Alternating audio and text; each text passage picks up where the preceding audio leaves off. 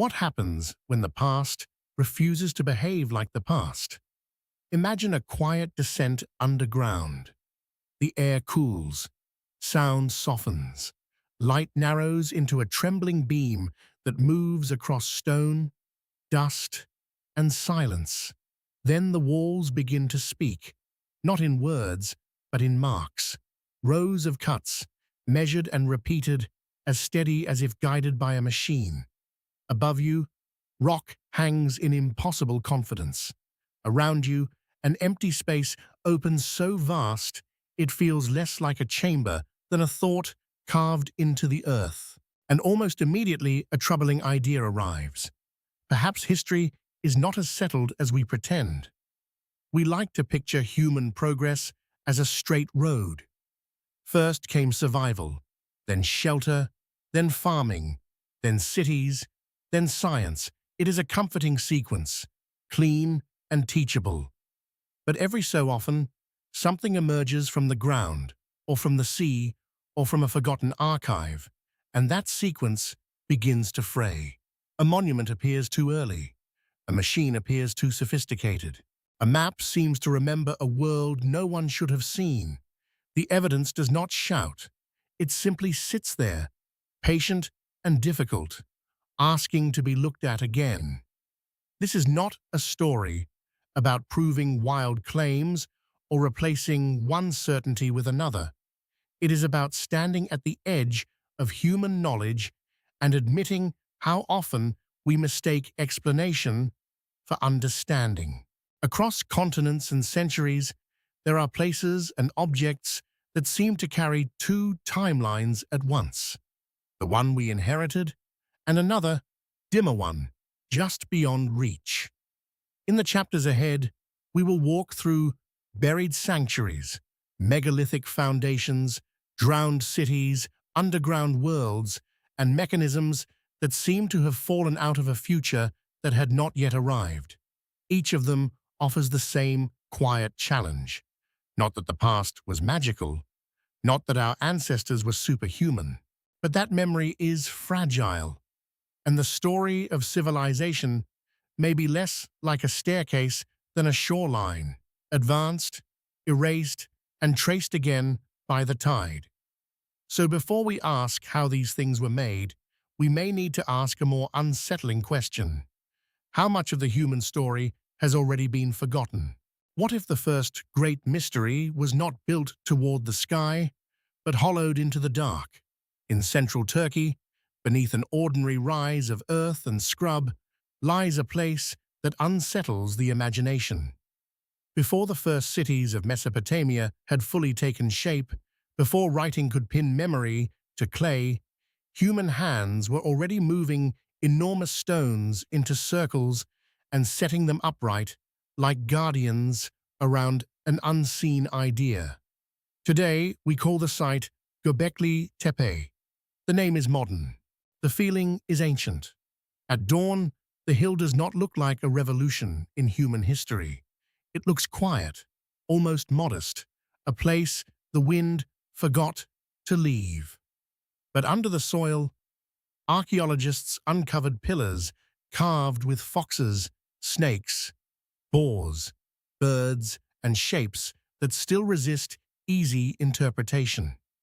The stone is old, but the artistry feels deliberate, almost ceremonial in its confidence. These were not rough experiments by people barely emerging from survival. They were statements. Someone wanted these images to endure. For generations, scholars told a familiar story. First came agriculture.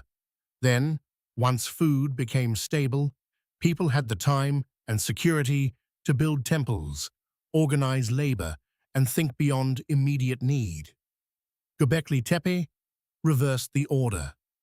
Here was monumentality before settled farming, complexity before the script we had trusted.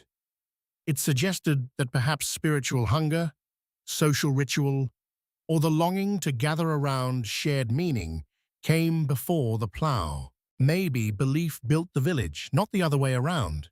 And yet the deeper mystery is not just why it was built, it is why it was buried. At some point, The enclosures were deliberately covered, tucked back into the earth, as if preserved or concealed. There is something profoundly human in that gesture. We do not only create, we also hide, protect, abandon, and forget. Standing before those carved pillars, one feels a strange intimacy with people who lived more than 11,000 years ago. They were not abstractions. They were planners, makers, believers, and perhaps doubters too. They looked at animals, death, weather, and the night sky and felt the same restless pressure to make meaning from uncertainty. Gobekli Tepe does not tell us that history is false. It tells us that history is incomplete. The old timelines were not malicious. They were simply too neat for a species as inventive and fragile as ours. And once one missing chapter is found, it becomes harder not to wonder how many others remain sealed beneath the dust. If our earliest ancestors gathered first around mystery rather than necessity, then perhaps civilization began not with bread, but with a question. How does a city disappear without ever fully leaving? Far from the tourist routes of the modern imagination, in the baked valleys of Pakistan, the ruins of Mohenjo-daro lie under a pale and relentless sun. From a distance, the sight can seem almost modest. Brick outlines, raised platforms, the softened geometry of streets worn down by time. But step closer, and the silence begins to change. The arrangement is too careful. The proportions are too disciplined. Beneath the weathered surface is the unmistakable pulse of design. This was no accidental settlement. More than 4,000 years ago, builders in the Indus Valley laid out streets on a grid, engineered drainage systems, standardized bricks, and created neighborhoods that suggest not chaos, but coordination. Water moved with intention here. Waste was managed. Public and private spaces were shaped with a kind of civic intelligence that still feels modern. It is one thing to find grandeur in the ancient world. It is another to find order so practical, so calm, and so deeply familiar. And yet, Mohenjo-daro remains strangely elusive.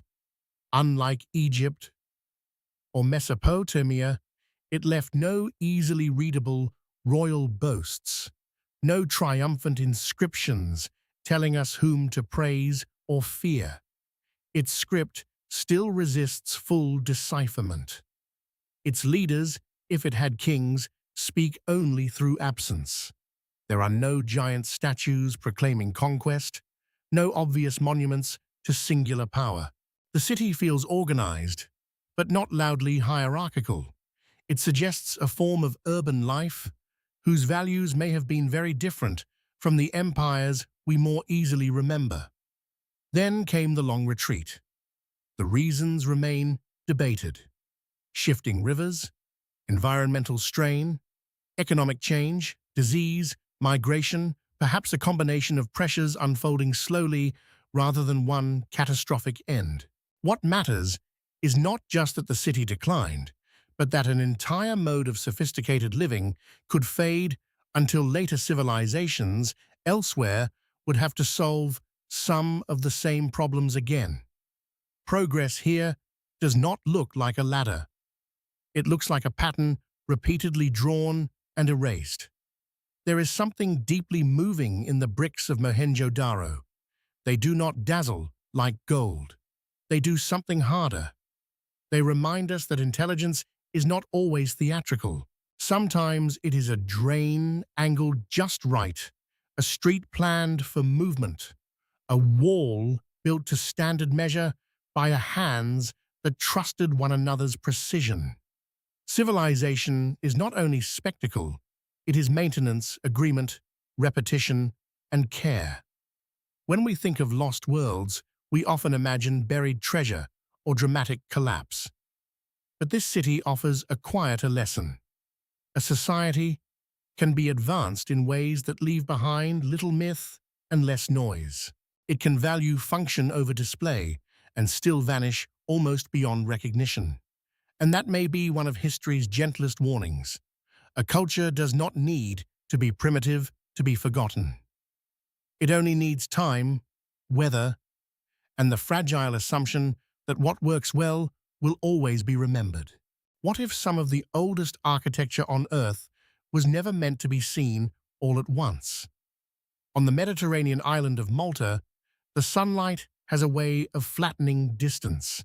Limestone glows, the sea throws back silver, and among this brightness stand structures so old they seem to belong less to history than to weather itself. The temples of Hagar Chim, Mohenjo-daro, and other megalithic sites rise from the ground in curves and doorways, heavy with age, older than the pyramids of Egypt, older than Stonehenge, and still carrying an atmosphere that is difficult to name. They do not merely occupy the landscape, they alter it. There is a softness to these temples that surprises many first-time visitors. Their stones are massive, but the forms are rounded, almost anatomical. Chambers open like ribs. Narrow entrances widen into interior spaces that feel at once protective and ceremonial. Some scholars have linked the architecture to fertility, ritual, and cosmic alignment. Others caution that such interpretations can become too tidy, too eager to turn silence into certainty. Still, the buildings invite symbolism. They seem shaped not only for gathering, but for experience, for movement, from glare into shadow, from openness into enclosure, from the outer world into a place where attention sharpened. Mohenjo-daro, in particular, is often noted for its relationship to the sun. On certain mornings of the year, light enters with startling precision, touching stone in ways that suggest a careful awareness of seasonal cycles. This was not astronomy in the modern sense, with equations and instruments. It was something older and perhaps more intimate, a conversation with recurrence, with the patient return of light, with the need to anchor human life to patterns larger than fear.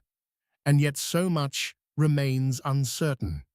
We do not know exactly who built these temples, how their social world was organized, or why this extraordinary culture eventually declined.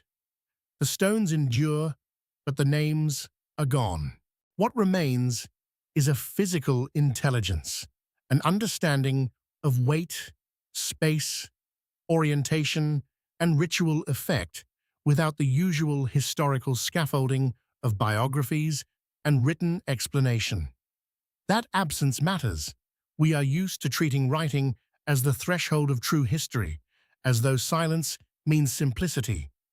But Malta's temples suggest another possibility, that complexity can exist without leaving behind the kinds of records we privilege. A people can master stone, time, and sacred space, and still become difficult for later ages to understand. Perhaps that is why these structures feel so haunting. They are not ruins of failure. They are ruins of incompletion, at least from our point of view. Their builders knew what these passages meant. They knew why light had to arrive at just that angle, why a chamber curved the way it did, why certain acts belonged inside certain walls. We arrive thousands of years later, with measurements, theories, and respectful uncertainty. And maybe that is the real lesson of Malta's temples. Not that the past is keeping secrets from us out of cruelty, but that every civilization speaks in a language partly made of stone and partly made of context. When the context disappears, the stone remains eloquent, but never entirely transparent. So we stand in those ancient chambers, watching sunlight move across limestone, and we are left with a question both humbling and familiar. How much meaning can survive when memory itself has eroded away? What does it mean when the sea becomes an archive? Off the western coast of India, where the Arabian Sea shifts between calm brilliance and restless grey, divers and sonar teams have found traces that have stirred both excitement and caution. Stone blocks, geometric outlines, patterns beneath the water that seem, at first glance, too deliberate to be natural. The name most often drawn into these conversations is Dwarka, a city woven into Indian memory through epic tradition, a place associated with legend, devotion, and loss. The modern question is more careful, but no less compelling. Are these remains evidence of an ancient urban settlement claimed by the sea, or are we seeing only fragments that our longing arranges into a story? The tension itself is revealing. Human beings have always stood at shorelines and imagined what the water might be hiding. Seas preserve and destroy with equal patience. They can cover roads, walls, ports, and homes beneath layers of silt and movement, then return only glimpses, a carved stone here, a submerged foundation there, a contour that resembles intention. Underwater archaeology is, by its nature, an art of humility. Visibility is poor. Context is fractured. The ocean keeps its own time. Yet the idea of a drowned city has power because it speaks to more than physical loss. Coastlines are never fixed for long. Rivers change course. Tides reshape memory. Settlements that once felt permanent can become vulnerable across generations, then vanish so completely that later descendants inherit only stories.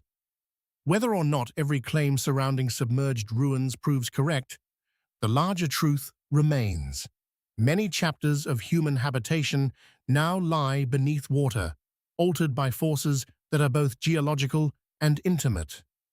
In this sense, Dwarka exists on two levels at once.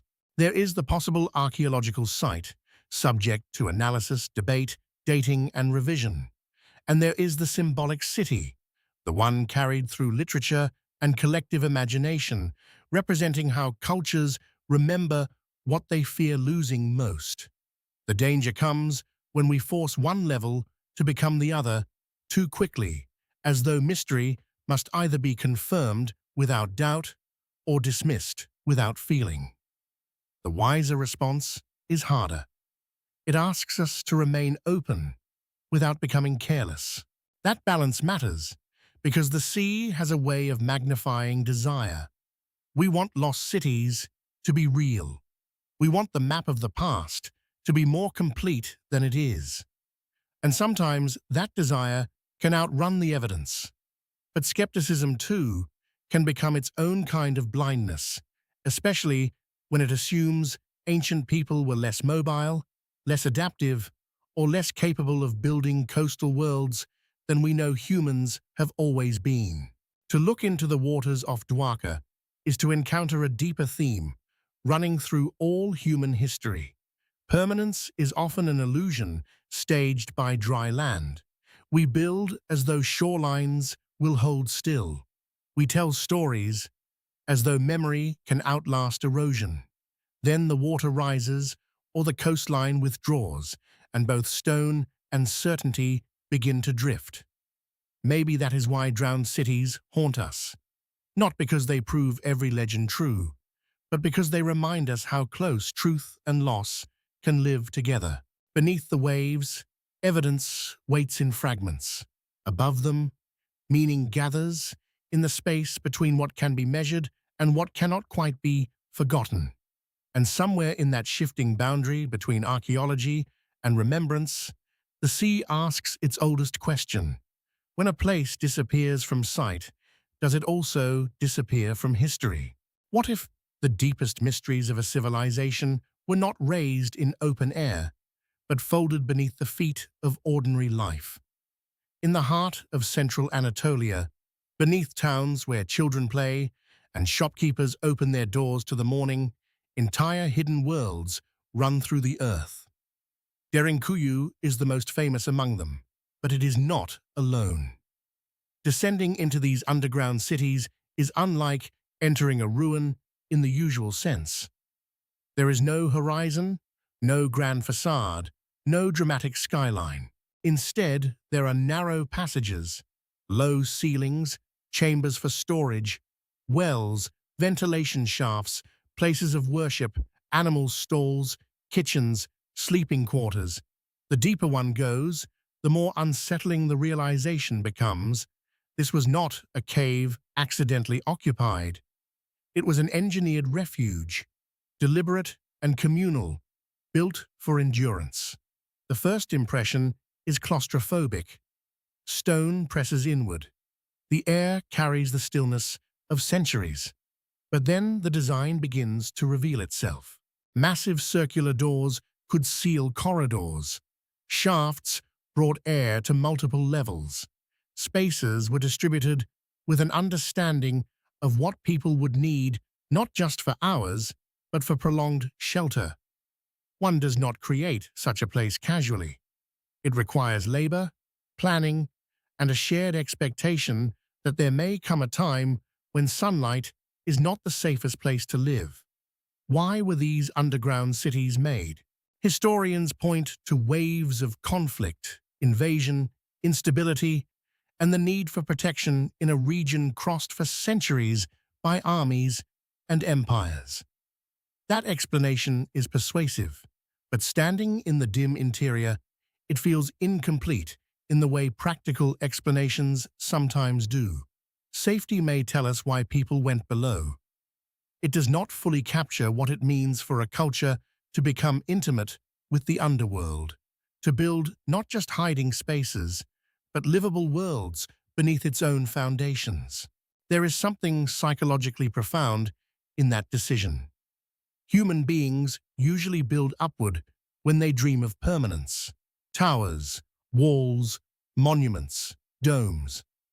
To build downward is different. It suggests caution, patience, and a realism about danger.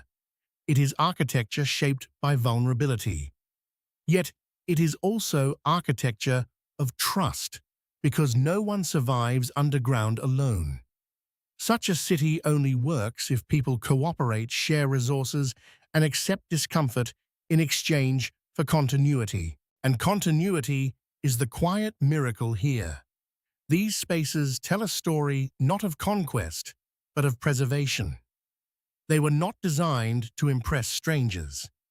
They were designed to keep a community alive long enough to return to the surface. That makes them deeply moving. So much of history celebrates expansion, victory, and public power. Underground cities remind us that another kind of greatness exists, the greatness of holding together, of protecting life when the world above turns uncertain. Perhaps that is why these places stay with us. They reveal a truth modern life often tries to forget. Civilization is not only what we display when times are stable, it is also what we prepare in silence for moments of fear. The hidden room, the sealed passage, the neighbor who knows where the water is, the child carried down a narrow stair, with the promise that morning will come again. In the end, Derinkuyu and its sister cities do not merely ask how ancient people carved so far into stone. They ask something more intimate. When danger enters history, what do human beings choose to protect first? Wealth, power, or one another? And what does it say about a civilization when its most remarkable architecture is not a palace, but a shelter? How can a machine survive its makers and still feel ahead of its time? In 1901, sponge divers working off the Greek island of Antikythera surfaced with bronze statues, glassware, and fragments from an ancient shipwreck. It seemed at first like one more remarkable recovery from the classical world, a cargo of beauty interrupted by disaster. But among the corroded debris was an object so modest in appearance that its true significance took decades to understand. It looked like a lump of mineralized metal, broken and unremarkable, the kind of fragment a hurried eye might pass over. Inside it, however, waited a different story. As researchers slowly examined the piece, gear teeth emerged from the corrosion. Then more gears, then inscriptions, then a realization that felt almost impossible. This was a precision instrument from the ancient world, a hand-powered device capable of modeling celestial cycles with extraordinary sophistication. What we now call the Antikythera Mechanism was not a simple calendar or decorative curiosity. It was a compact cosmos, built in bronze, translating the movements of the heavens into turning ratios and visible predictions. There is something deeply arresting about that discovery because it rearranges our assumptions at a stroke.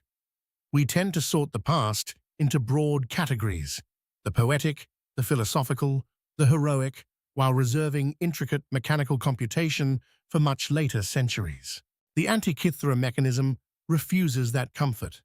It reminds us that ancient intelligence was not only abstract or symbolic, it could also be technical, exacting, and materially ingenious. Someone imagined the sky as a system that could be modeled by interlocking parts, then found a way to build it. And yet, its very existence opens a painful gap. If such a device was possible, where are its siblings? What workshop traditions produced it? What line of knowledge flowered long enough to create such craftsmanship, only to leave behind so few surviving examples? Historians do not conclude that all of antiquity was filled with pocket computers. The mechanism does not justify fantasy, but it does prove that certain peaks of knowledge can rise, vanish, and leave only one weathered fragment to testify on their behalf. That fragility may be the most haunting part of all.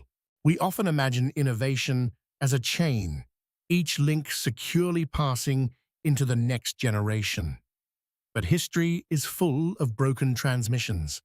Libraries burn, trade routes collapse, empires fracture, skilled artisans die without apprentices. A method known in one century can become a mystery in another. Progress does not always fail dramatically. Sometimes it simply thins, then disappears, until rediscovery looks like invention. The Antikythera Mechanism carries that lesson with unusual force because it joins beauty and loss in the same object. Its gears are elegant. Its logic is disciplined. Yet what reaches us is damaged, partial, incomplete, like a sentence from a vanished language. We can reconstruct much of what it did, but not fully the world that made it feel natural. That world is gone. And so the mechanism endures not only as an achievement, but as a warning against intellectual arrogance. We are not the first humans to look upward with mathematical longing. We are not the first to compress the motion of the universe into tools small enough to hold in our hands. Sometimes the future we celebrate has roots in a past we barely learned to recognize. Which leaves us with an unsettling thought. If one bronze instrument can alter our picture of ancient capabilities so profoundly, how many other lost inventions once existed only to be melted down, buried, or forgotten? And how different would our story of human genius look if even a few more had survived? What if some walls were built not to divide the living from one another, but to negotiate with the dead? Along the coast of Peru, where desert meets ocean in a landscape both spare and luminous, there stand structures that seem almost too severe to hold emotion. Stone walls, long corridors, charnel spaces arranged with unsettling order. At Chowchilla and in other funerary sites across the region, the past survives not only in architecture, but in bodies, wrapped, seated, preserved by climate and ritual until time itself appears to hesitate. These are not merely graves. They are encounters with a civilization that treated death as something structured, visible, and woven into communal memory. The first feeling is discomfort. Modern life trains many people to push death to the edges of daily awareness, to conceal it behind doors, ceremonies, and professional language. But ancient cultures often lived closer to the fact of mortality. They touched it, prepared for it, organized around it. In Peru's dry burial grounds, that intimacy remains startlingly present. A mummy is not an abstraction. It has posture, presence, and an almost unbearable nearness to the person it once was. And yet, the deeper mystery is not that these people honored the dead. Nearly every culture has done that in one form or another. The mystery is the sophistication with which memory itself was built into the treatment of the body. Textiles, burial bundles, grave goods, repeated orientations, communal cemeteries, these suggest a worldview in which death was not a final severing, but a transition requiring care, design, and continuity. The dead remained part of the social landscape. They were absent but not erased. That idea can be difficult for modern audiences to enter without distortion. It is tempting to romanticize ancient burial practices as spiritually superior, or to dismiss them as strange relics of a less enlightened age. Neither response is especially helpful. What matters is that these funerary worlds reveal a different answer to a question every society must face. How should the living carry the weight of those who are gone? Some build monuments, some write names, some preserve bones, stories, and ritual pathways through the earth. In the Andean world, death was often entangled with cycles, seasonal, agricultural, familial, cosmic. The deceased could remain present not simply as memories, but as participants in a broader order. This does not make the practice less human. It makes it more so. It reminds us that grief is never only personal. It is cultural, architectural, practical. It shapes how communities imagine time itself. Perhaps that is why these desert tombs feel so haunting under the open sky. They expose the thinness of our assumption that progress always means emotional distance. We have more medicine, more institutions, more systems for recording names. But closeness to death has not necessarily become easier. In some ways, it may have become harder. We know how to prolong life with astonishing skill, yet still struggle to speak plainly about its ending. So the burial grounds of ancient Peru ask for a different kind of attention, not sensational curiosity, not exotic fascination, something quieter, a recognition that every civilization creates its own architecture of farewell, and that those structures reveal what it most feared losing: a body, a lineage, a bond, a place in the pattern.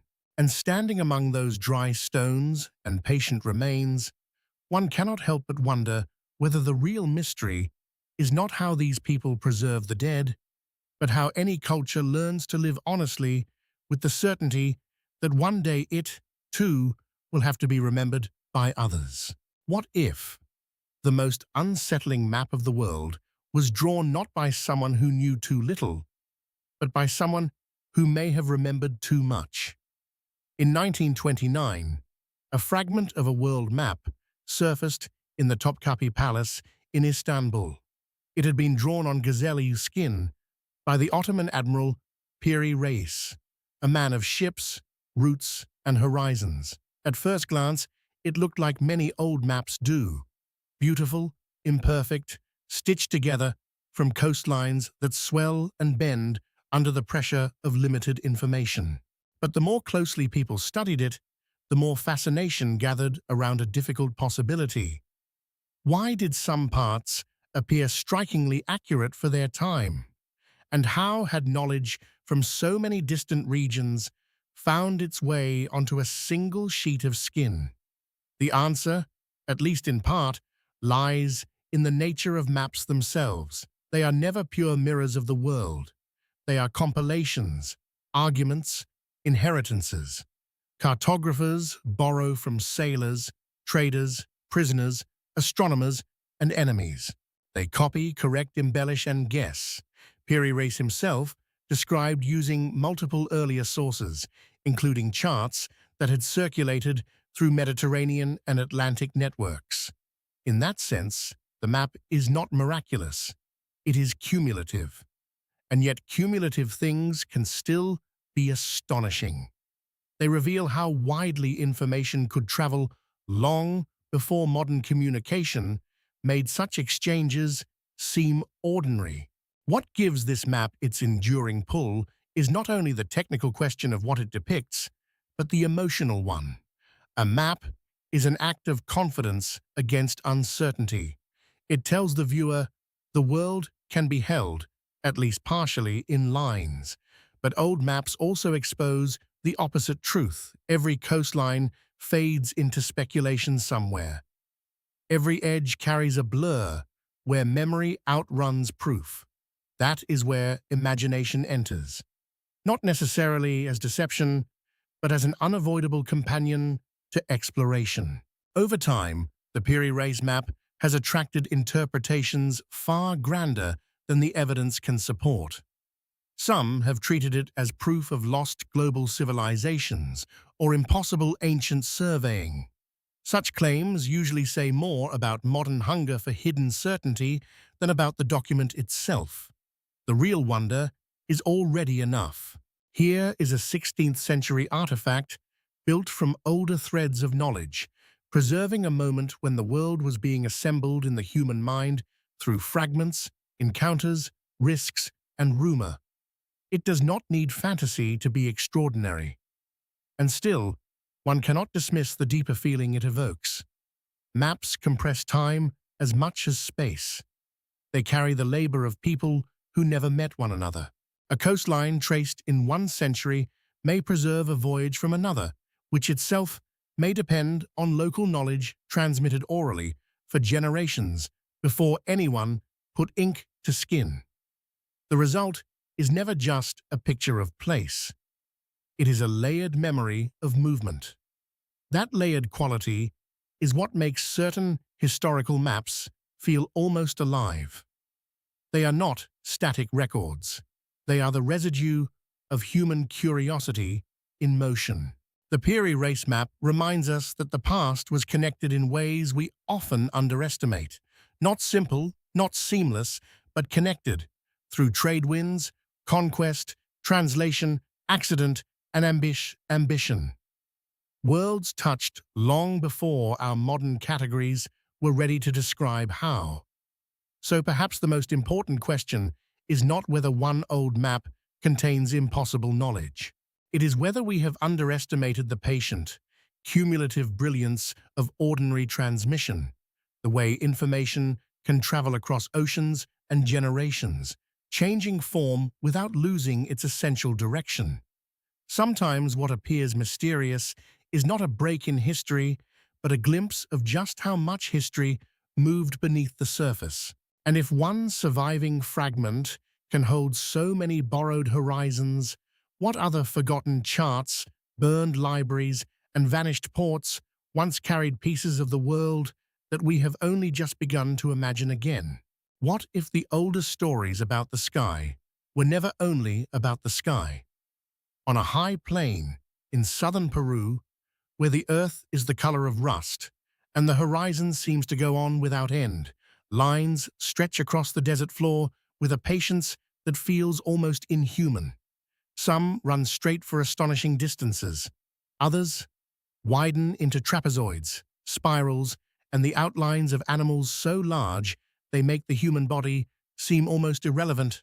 A hummingbird, a monkey, a spider, shapes only fully grasped from above, though created by people who lived with both feet on the ground.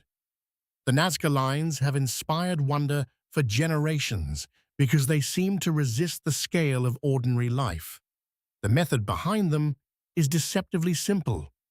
Remove the darker stones from the desert surface, and the lighter soil beneath appears in contrast, but simplicity of technique does not diminish the conceptual achievement.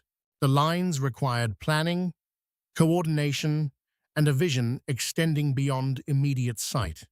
They belong to a dry landscape where very little changes quickly, and perhaps that is part of their power. In a world of erosion and forgetting, these marks endured because the desert held them in place, like breath suspended.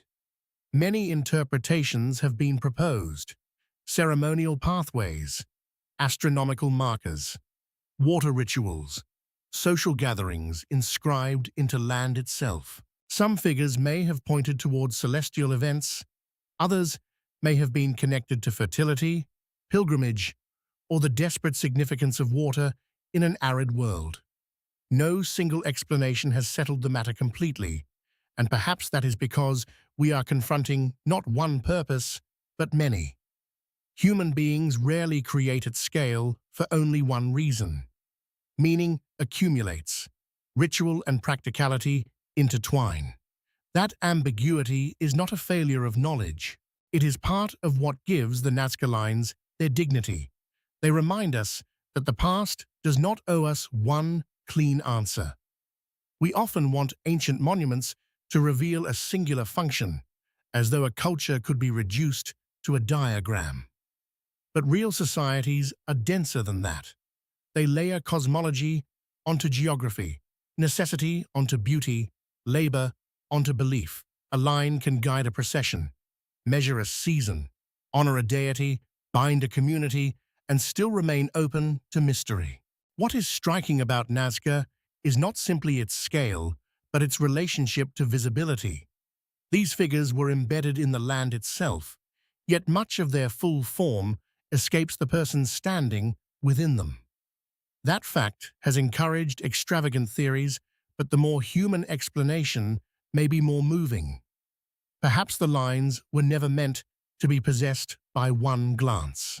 Perhaps they were meant to be experienced through movement, memory, and participation, to be walked, repeated, and known in pieces, the way many sacred things are known.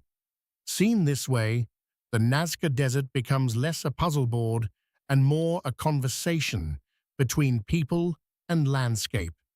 To inscribe such immense forms onto the earth is to insist that human attention can leave traces large enough to rival distance itself, not to dominate nature, but to enter into relation with it.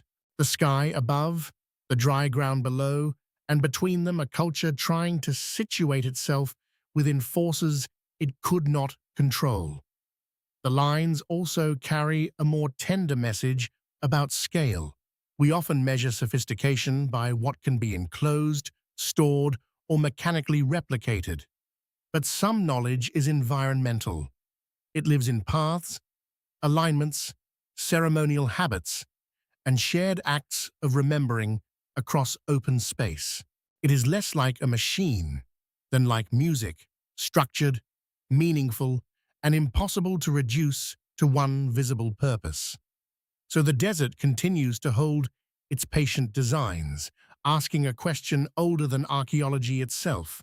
When people draw their deepest concerns onto the land, are they trying to explain the universe, or simply to make sure they are not lost within it? What if the stone faces of a civilization were not watching us at all, but listening for something we have forgotten how to hear? On the volcanic slopes of Rapa Nui, the island known to many as Easter Island, the statues rise from the earth with an expression that is difficult to meet for long. Their features are spare, their bodies mostly hidden, their stillness immense. Photographs often flatten them into symbols of mystery, as if they were simply relics of a puzzle waiting to be solved. But in person, or even in careful imagination, they feel less like objects than presences. They do not announce themselves. They endure. For centuries, outsiders projected stories onto these figures. How were they moved? Why were they carved? What catastrophe overtook the people who built them? Those questions are not unimportant, but they can become traps if they reduce an entire culture to engineering spectacle or collapse narrative. The Moai were not isolated oddities on an empty stage. They were part of a living society with ancestry, hierarchy, ritual, memory, and obligations that extended beyond the visible world. Today, many scholars understand the statues as deeply tied to lineage and the honoring of ancestors. Raised upon ceremonial platforms, they may have embodied protective presence, connecting the living community to those who came before. Their placement mattered. Their orientation mattered. Their existence was not merely decorative or monumental, it was relational. A society spread across a remote island used stone to make kinship visible, to give continuity a face. That does not remove the practical wonder. The quarries at Rano Raraku still hold unfinished figures, half-born from the hillside, as if the mountain itself had begun to remember human form. Transporting and erecting the statues required remarkable planning and cooperation. But even here, the most valuable question may not be how they were moved, but why so many people believed moving them was worth the effort. Labor at that scale only makes sense when it serves something larger than utility. The statues were not tools, they were commitments. And then came the long unraveling. Environmental strain, internal conflict, disease, enslavement, colonial violence, missionary disruption. Rapa Nui endured a series of shocks, many of them imposed from beyond the island. The older popular tale of a people who simply destroyed themselves through reckless excess now appears painfully incomplete, shaped as much by outside myth-making as by evidence. Like so many histories, this one had been bent into a moral lesson convenient for others. The fuller truth is more human and more difficult. Communities under pressure adapt, fracture, endure, and are often misunderstood by those who arrive later with tidy conclusions. That matters because the Moai have too often been treated as symbols without voices. Yet the island's history is not silent. It tells of resilience as much as ruin, of cultural memory surviving through damage, translation, and return.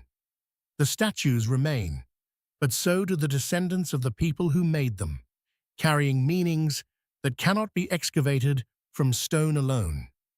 Archaeology can measure dimensions and quarry marks.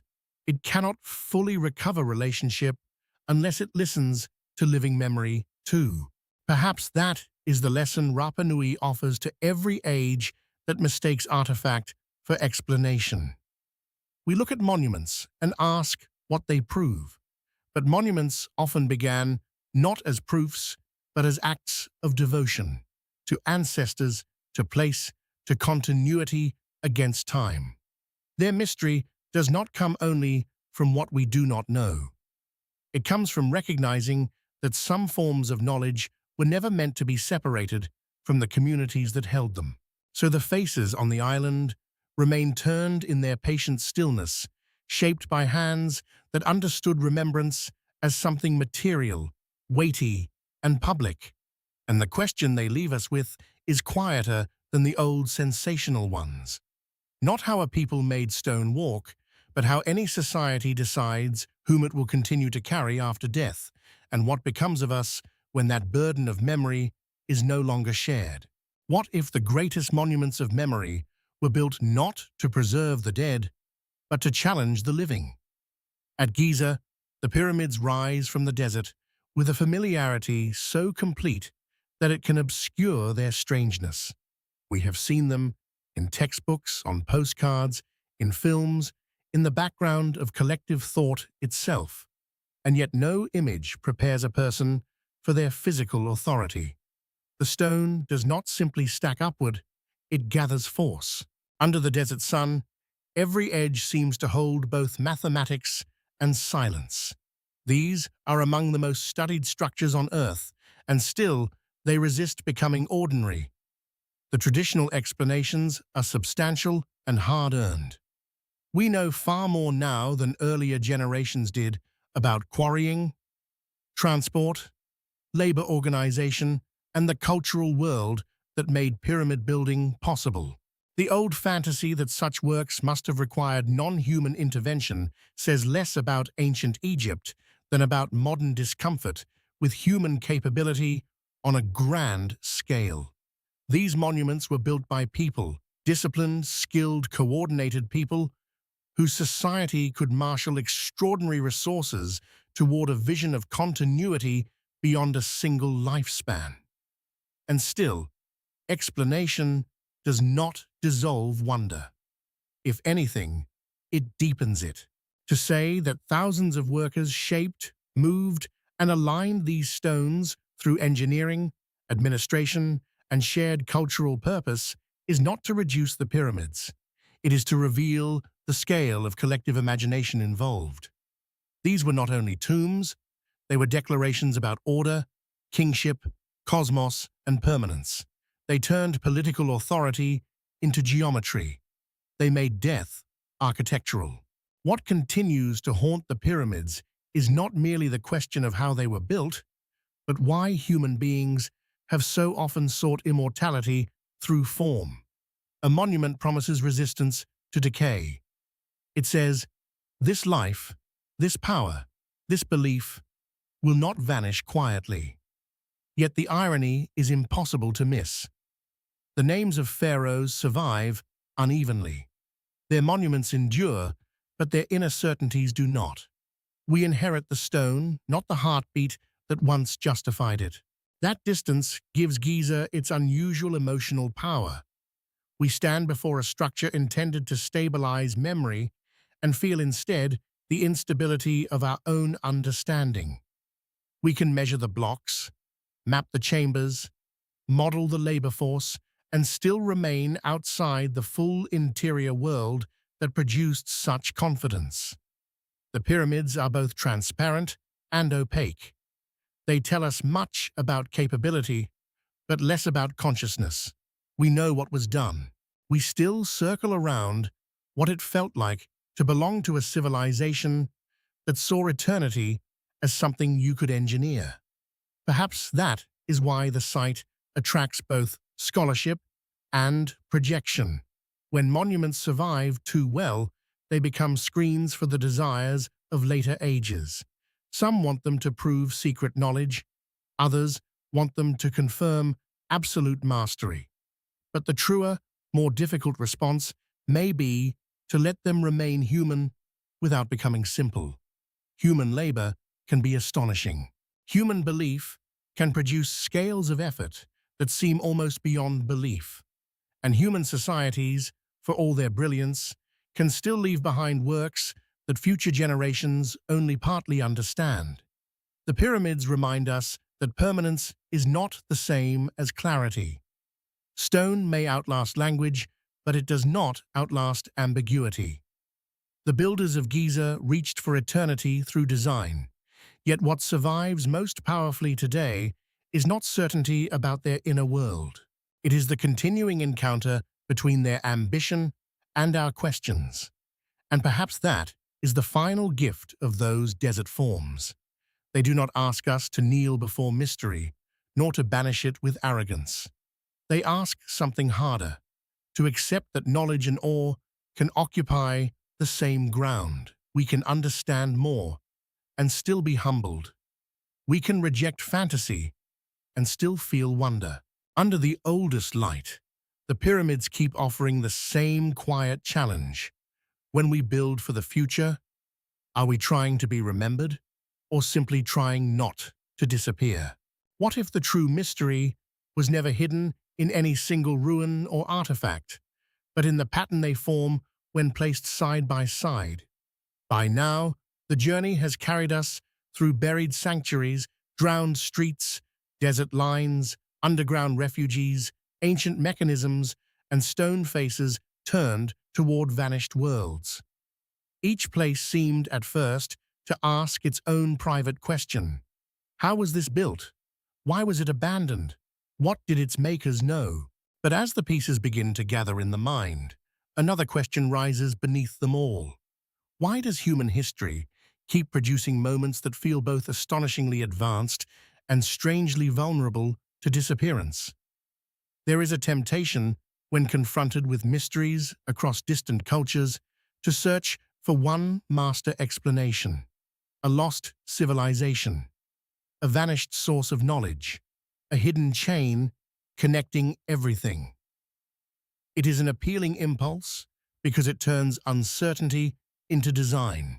Yet the deeper truth may be more sobering and, in many ways, more beautiful. Human brilliance does not require a single origin story. It emerges again and again, in different forms, under different skies, shaped by local need, imagination, ritual, fear, and hope. What these sites share is not one secret lineage, but one human condition, the drive to make meaning in the face of time. That drive has produced extraordinary things. It led people without writing to raise ceremonial pillars. It led city builders to organize water and streets with quiet precision. It led communities to map the heavens in bronze, carve memory into stone, and inscribe belief into entire landscapes. But just as often, the same history reveals how fragile every achievement remains. Rivers shift, trade collapses, invaders arrive, climate changes, knowledge narrows, ritual contexts vanish, and what once felt central to a people's world becomes fragment, puzzle, and rumor to those who come later. Seen together, these mysteries begin to challenge one of our favorite modern assumptions, that progress naturally accumulates. It does not always. Sometimes knowledge expands. Sometimes it disperses. Sometimes it must be relearned. A civilization may solve one problem brilliantly while leaving another untouched. It may build upward in one century and retreat underground in the next. It may preserve the dead with exquisite care while losing the names of the living. History is not a straight ascent.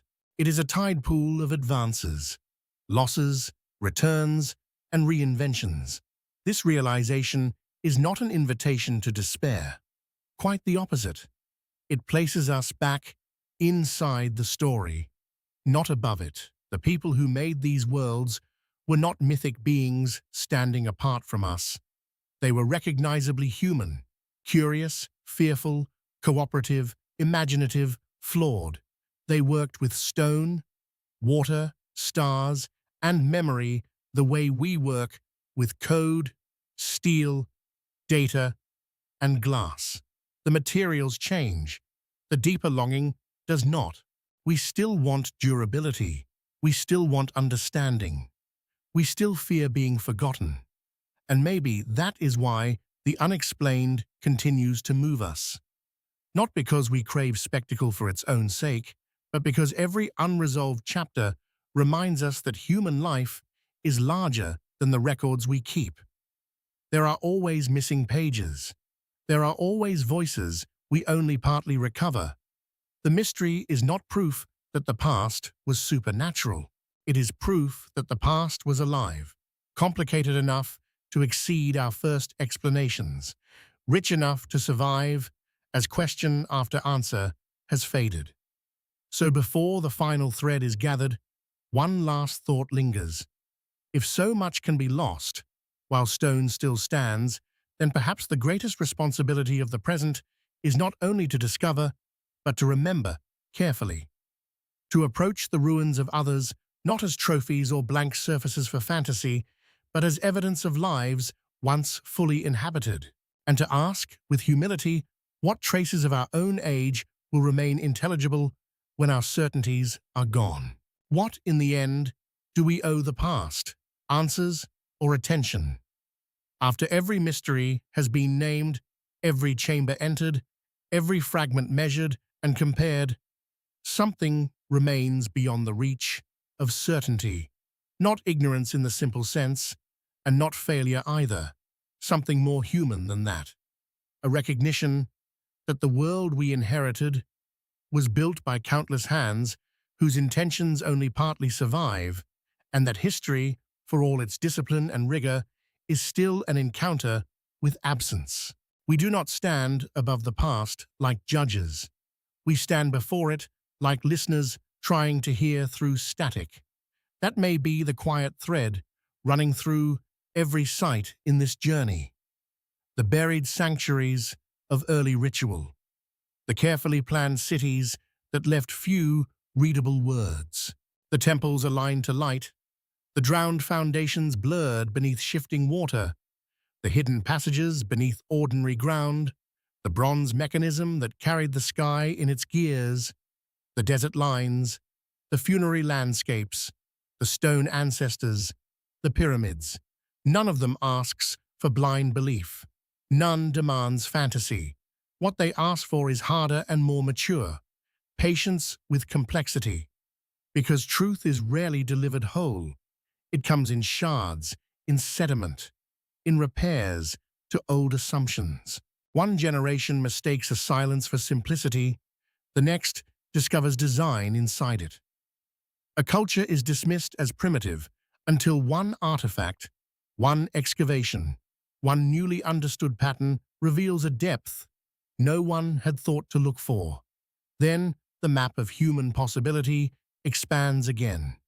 Not infinitely, not recklessly, but enough to remind us that humility is not the enemy of knowledge. It is one of its conditions. There is comfort in thinking that the future will understand us clearly, that our records are too abundant to vanish, our systems too advanced to be forgotten. But history offers a gentler, more sobering lesson. Memory is never guaranteed. What endures is shaped not only by what is built, but by what later generations learn how to value. Stone survives, meaning shifts, data accumulates, context disappears, the archive grows, and yet understanding can still thin.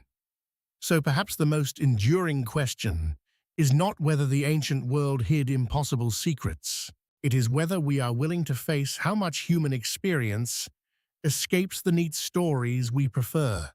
Civilizations rise, flourish, adapt, and vanish. Knowledge appears early, travels far, is lost, and returns under different names.